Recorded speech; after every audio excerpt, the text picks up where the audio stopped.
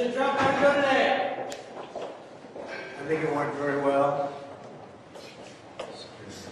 So you heard that yourself. This is a case that nobody wanted to bring, including Alvin Bragg. It was just at the last minute they decided to do it. It's a case that, if you're looking back, it goes back many, many years, 2015, maybe before that. And it's a case as to bookkeeping, which is a very minor thing in terms of the law, in terms of all the violent crime that's going on outside as we speak, right outside as we speak. But this is a case where you pay a lawyer, who's a lawyer, and they call it a legal expense. That's the exact term they used, legal expense, in the books. And another thing that wasn't even said was we never even deducted it as a tax deduction. So that takes a whole vast area. Most people want to deduct everything. We never even took it as a tax deduction. But they called the payment to a lawyer a legal expense in the books. They didn't call it construction. They didn't say you're building a building. It called a payment to a lawyer because, as you know, Cohn is a lawyer, represented a lot of people over the years. Now, I'm not the only one. And wasn't very good in a lot of ways in terms of his representation. But he represented a lot of people. But he puts in an invoice or whatever, a bill, and they pay and they call it a legal expense. I got indicted for that. What else would you call it? Actually, nobody's been able to say what you're supposed to call it. If a lawyer puts in a bill or an invoice and you pay the bill and in the book, it's a little line. That's a very small little line. I don't know if you can even write more than 2 words. It's not like you could tell a life story. They marked it down to a legal expense. This is what I got indicted over. Think of it. I got indicted. I'm the leading candidate. I'm beating Biden. I'm beating the Republicans now. I have the nomination. And this is what they try and take me off the trail for. That checks being paid to a lawyer. He is a lawyer, or was a lawyer. And also the things he got in trouble for were things that had nothing to do with me. He got in trouble, he went to jail.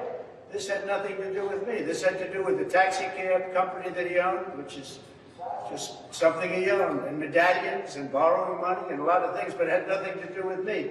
He represented a lot of people over the years.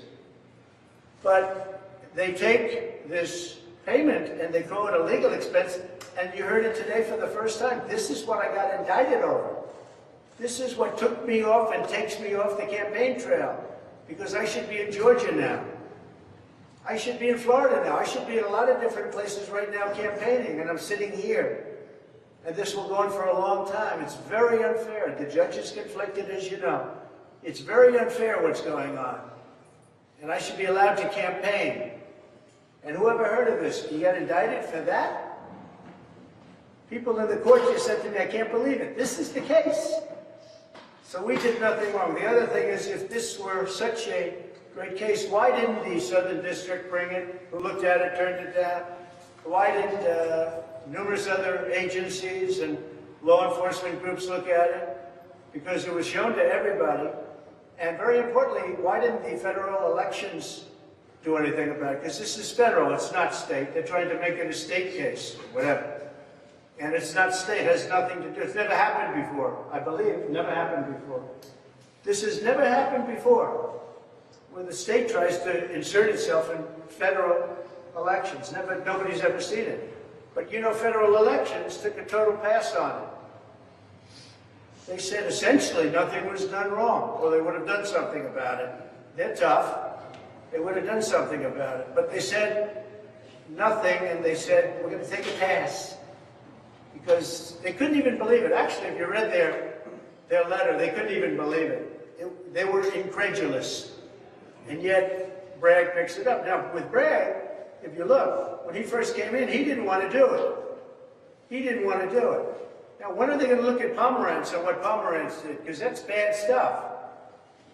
And when are they going to look at all the lies that Cohen did in the last trial? He got caught lying in the last trial.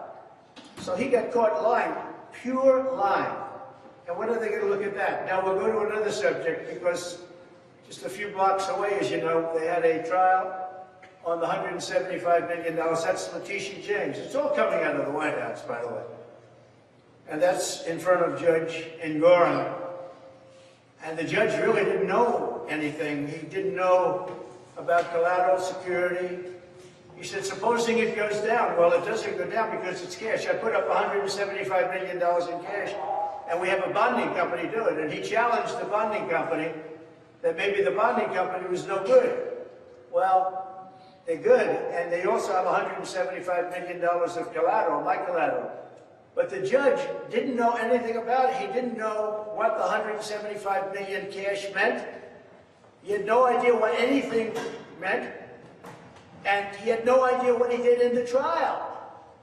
And he charged me hundreds of millions of dollars on something where I'm totally innocent.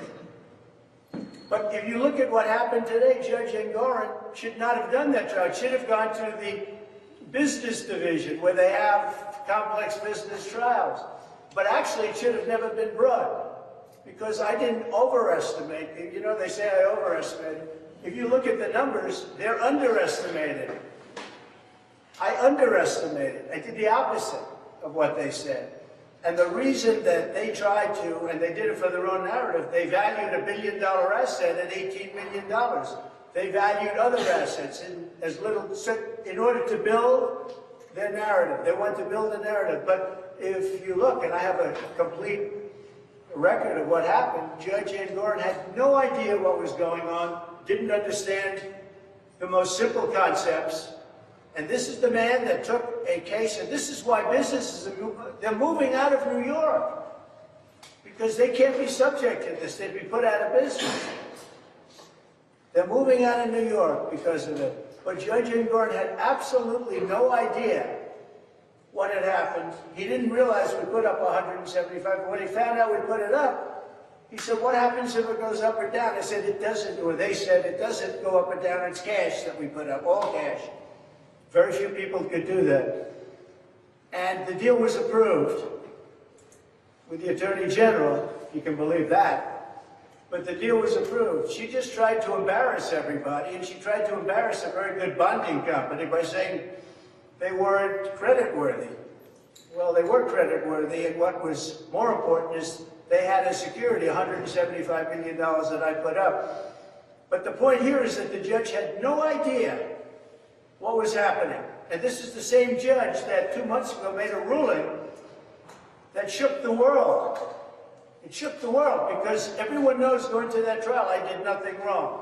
And over here, I did nothing wrong also. This is a Biden witch hunt to keep me off the campaign trail. So far, it's not working because my poll numbers are higher than they've ever been because the public understands that it's a witch hunt. Thank you very much. Mr. Trump, what was it like hearing the Access Hollywood tape? Are you worried about Stormy Daniels testifying against you? Where's Melania?